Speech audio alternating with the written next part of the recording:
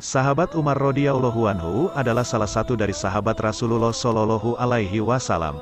Semenjak ia memeluk Islam, kaum muslimin seakan memperoleh suatu kekuatan yang sangat besar. Sejak itulah mereka berani sholat dan tawaf di Ka'bah secara terang-terangan. Umar radhiyallahu anhu adalah seorang yang waro. Ia sangat teliti dalam mengamalkan Islam. Umar radhiyallahu anhu mempelajari surah Al-Baqarah selama 10 tahun. Ia kemudian melapor kepada Rasulullah Shallallahu alaihi wasallam. Wahai Rasulullah Shallallahu alaihi wasallam, apakah kehidupanku telah mencerminkan surah Al-Baqarah? Apabila belum, maka aku tidak akan melanjutkan ke surah berikutnya. Rasulullah Shallallahu alaihi wasallam menjawab, sudah.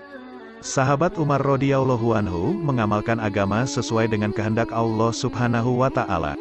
Karena kesungguhannya inilah maka banyak ayat di Al-Quran yang diturunkan Allah Subhanahu wa Ta'ala berdasarkan kehendak yang ada pada hatinya, seperti mengenai pengharaman arak, ayat mengenai hijab, dan beberapa ayat Al-Quran lainnya.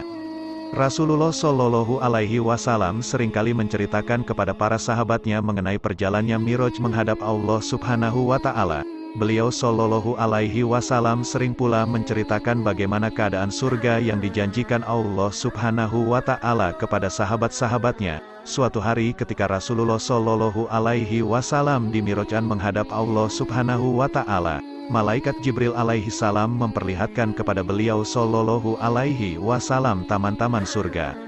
Rasulullah Shallallahu alaihi wasallam melihat ada sekumpulan bidadari yang sedang bercengkrama. Ada seorang bidadari yang begitu berbeda dari yang lainnya. Bidadari itu menyendiri dan tampak sangat pemalu. Rasulullah Shallallahu alaihi wasallam bertanya kepada Jibril alaihi salam, "Wahai Jibril alaihi salam, bidadari siapakah itu?" Malaikat Jibril alaihi salam menjawab, "Bidadari itu adalah diperuntukkan bagi sahabatmu Umar radhiyallahu anhu. Pernah suatu hari ia membayangkan tentang surga yang engkau ceritakan keindahannya. Ia menginginkan untuknya seorang bidadari yang berbeda dari bidadari yang lainnya.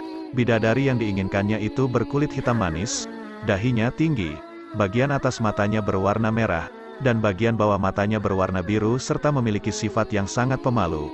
Karena sahabatmu itu selalu memenuhi kehendak Allah Subhanahu wa Ta'ala, maka saat itu juga Allah Subhanahu wa Ta'ala menjadikan seorang bidadari untuknya sesuai dengan apa yang dikehendaki hatinya."